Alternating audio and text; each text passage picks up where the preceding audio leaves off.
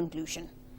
Okay, and what can be done now, Sree Iyer? Now that this matter has been raised at the UNHRC, what next?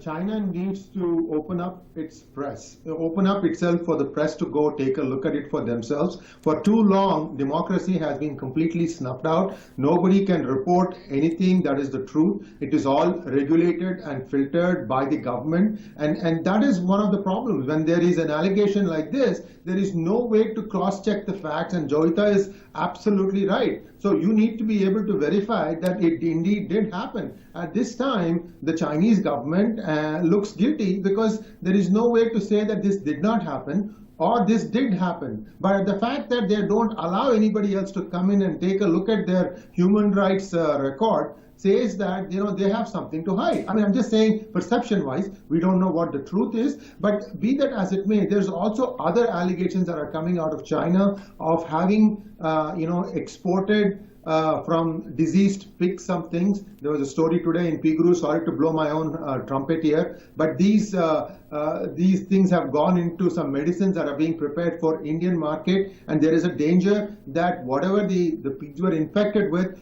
could find its way into the tablets and so on and so forth. The very detailed article that we've written. My point in saying all this is have a free press. Let the press see for itself and write. I mean, in India, that's the great thing I like about it. You can agree, you can disagree, you can say whatever you want. You have the right to speech, which is not there in China. Okay, so there's total silence on the issue in China, but there's also total silence on the issue by Pakistan, Deshat.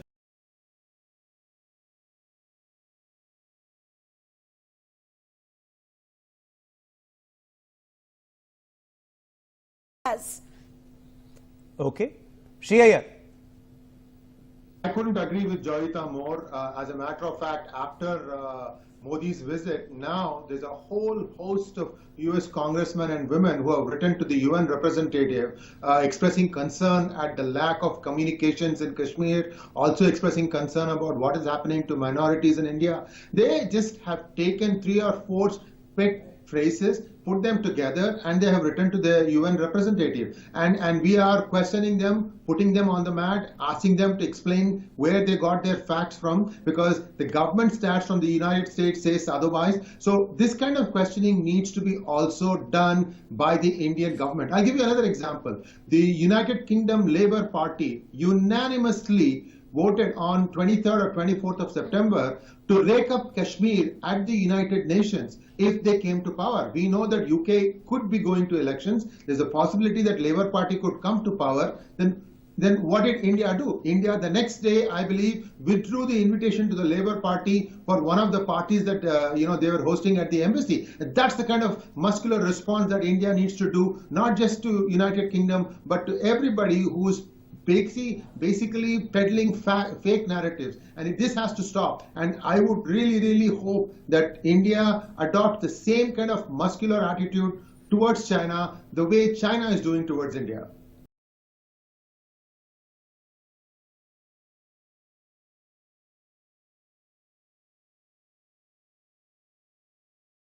Yep. Malaysian Hindus form about 8% of the population in Malaysia, and they are facing incredible amount of hardships. For example, a few months ago, a Hindu temple was attacked by Muslims, and the Indian government didn't ask a single question.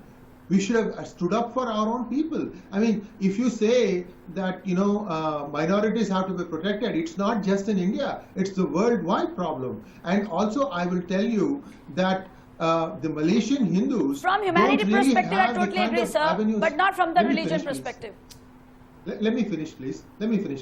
The Malaysian Hindus don't quite have the opportunities that the majority community has in Malaysia. They have to build their own schools. They have to build their own universities. They have to employ Hindus in their own companies. It is really, really, really sad. We don't really seem to address these things. And not only that, why have they not sent back Zakir Naik? The request has been on for more than 18 months now. Why is Malaysia wanting to keep this snake?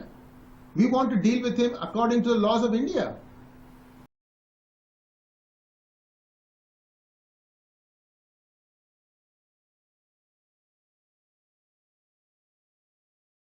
Saraswati, if we can over a period of time build Yes. up the archaeological evidence for that, the entire theory that civilization came to Yes, India yes, from yes. the West comes to an end. I'm going to No, beg we have been I'm going to saying, beg our yes, sir. viewers to just see Yeah, this on we- your screens. Yes, Sorry to absolutely. interrupt you, sir.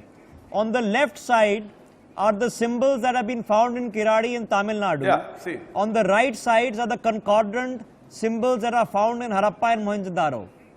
Look at this. It is unbelievable. Just look at the comparison on your screens. And if this is the case, from the cross to the arrow to the semicircle, if they are so similar, and if the phonetic of modern day Tamil exists with us, you are about to perhaps in this generation to crack the phonetics, which means to be able to speak ancient Harappan again. What a moment that would be. And there are thousands of kilometers that separate one from the other, and there are thousands of years that separate us from them. The inscriptions on the left are dating 600 BC. The inscriptions on the right are about 2,500 BC. It is unbelievable. Sree Iyer, there is something now we can do now that the momentum is building here. It is not limited to ASI and government. I refuse to believe that the answers will be found by them alone. Absolutely. I have one idea. Make archaeology fun. There's a lot of digging that happens, but after that, collating it together, making sense of it, trying to apply models to it to come up with the reference. These things are the ones that take time. So if India and some public and private partnership can start this, makes this fun. Take one site. I can give you an example. There is this place called Mahabalipuram where the Chinese premier is going to be meeting Narendra Modi. Mahabalipuram is a site of temples that date back at least 1,000 years, and there is a lot of stuff there that has still not been explored. So what if there was a resort there where people can spend some time, and then they spend one day going and helping out in these archaeological survey work. Make it fun. Let the children come and say, oh, you go and find this. Try to map this symbol with this. But Sree Find Iyer, out what that it comes is. from a composite thought process. Ideally, if you having lived in England and you spend a lot of time abroad, sir, in the UK, they have these daily and weekend shows where they're just digging around and pulling out that this was an Iron Age fort and this was Roman Britain, some ceramic or some Roman villa, and they do it, and it's everyday television, because the sense of history and purpose is something different. They'll say, oh, the House of Windsor is unbroken for 1,000 years since 1066, since the Norman invasion. They'll tell you all these stories. Here, because we have been told that our composite history itself is divided, that Tamil Nadu is different, the Mysuru of Karnataka is different, and the Bengalis are different, and the Afghans were different, and the Aryans who lived in the north were different. That compositeness has to come from mind space. How do we generate that conversation? Well, I think the proof is now emerging that everybody was the same, because these things go back thousands of years, local dialects formed, and there are variations. But if you look at it underneath, right, Sanskrit has been common for all the languages in India. It doesn't matter which language. Even Tamil has 40% Sanskrit. So this happened because there was osmosis, The Tamils go north, and then the people who are speaking Sanskrit came south. We have to get past this thing about Dravidian, Aryan thing. It is now dead, done. No more talk about it. Let's start thinking about how. Okay, far but that's back going to do require we something. go? It's going to require something special. First of all,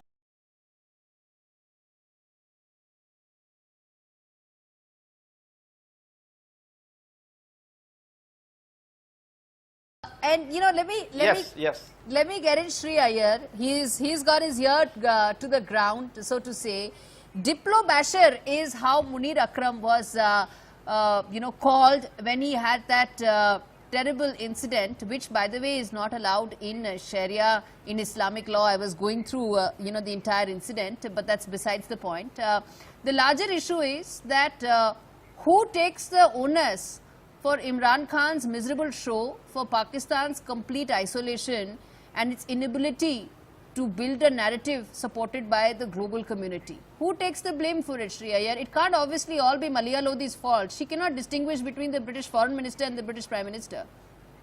Yeah, and I think the fault has to be borne by the one entity in Pakistan which will not accept it. And I agree with my diplomat friend. It's actually the deep state of Pakistan, the army that runs the show. They messed it up. And I think the bigger challenge for them is going to come from Saudi Arabia, which is their biggest benefactor. They may very well ask for Imran Khan's head because of the way he went and acted very funny with the Emir of Saudi Arabia. I don't know if you remember the King of Saudi Arabia, very rude, brusque, didn't even allow the interpreter to translate what he was saying, walking off, repeated the same thing in UN. So if there is any ammunition they need, Saudis are, employing thousands of Pakistani armed personnel in helping them fight the Houthis. They're helping them guard the 15,000 odd princes and princesses. I mean, this is the only export that Pakistan can say, okay, we have a reliable source of export. And I believe remittances from Saudi Arab-based Pakistanis is close to $5 billion US into Pakistan every year.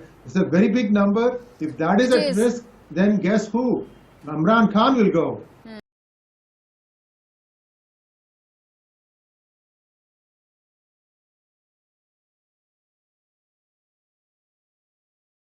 Yes, Sree Iyer. He was a complete disaster. So who is fighting the war against the Houthi rebels for the Saudi Arabia? It is the Pak army. And recently, the Houthi rebels have overrun some Saudi posts. And this could not be good news for Imran Khan as well as the army of Pakistan. So there is going to be a fallout because of that. And in my opinion, India should be starting to engage with many of these countries who just use Pakistani armed forces for their protection. There is no reason why India cannot do that. India used to shy away from this for a long time. I have been a proponent of India taking a more active role in Afghanistan too. The reason is you don't do it, the other guy is doing it, and that is how they build much of their influence. There's a transactional business that's going on. Exactly. But bottom line, as we've been saying, is that the buck cannot stop only at Maliha Lodi. As I said, she's been an envoy of Pakistan in UN for 4 long years, but till then she hasn't been able to figure out who is really right now the Prime Minister of UK.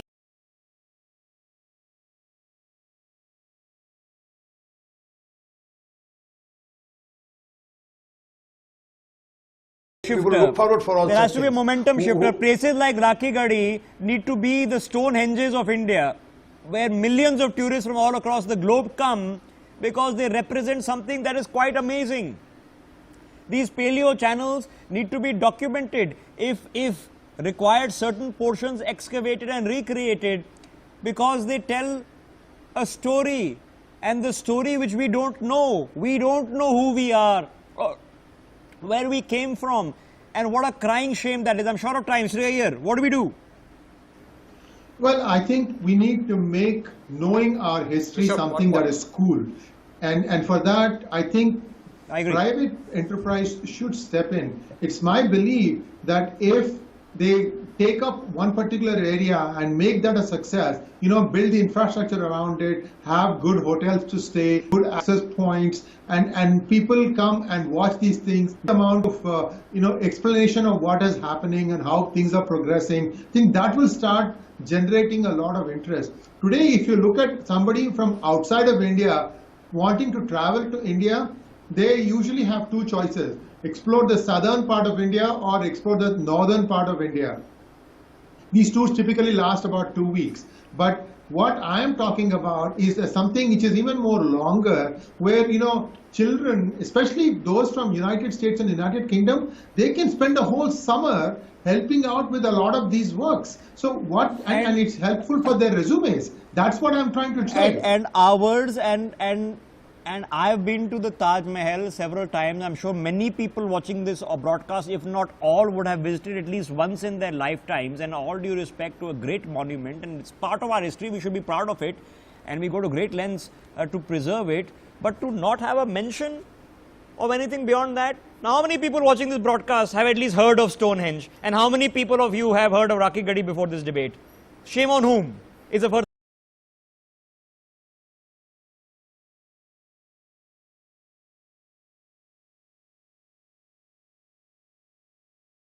Okay, so let me just build on that. Just stay with me. I don't want to open Sree Iyer. Sree Iyer, I can't for the life of me understand that if a curiosity like, for example, a Ram Setu, a satellite photograph points out that some of the coral structures in it, which are very old and can be carbon dated because coral was a living life form, and the satellite photographs show something that is shallow water, which indicates that there might have been an isthmus link.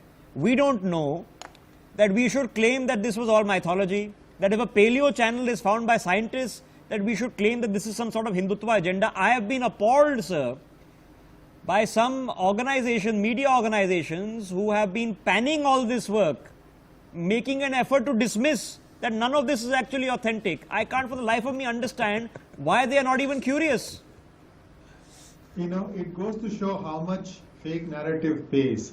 And just look at the facts. Rishabh, if you will just humor me for 1 minute, I'm sure a lot of viewers who are watching this show are wondering what exactly was the path of river Saraswati. Did it flow east towards the Bay of Bengal, or did it flow west towards the Arabian Sea? Now, the possibility is that it did both, in the sense that there was a tectonic shift that happened, and rivers do change directions, and what was flowing into the Arabian Sea could be flowing now to the Bay of Bengal. And Triveni is something that we've all known, we've all grown up with that. In fact, if you go to Haridwar, they show a spot there where they say that this is where the river Saraswati goes underground. So I'm curious how that will link up with the third river that is being discovered now. One final thing about the river Saraswati that flows into the Arabian Sea, Dr. S. Kalyanaraman had done a lot of research, and the ISRO helped him map what was the path,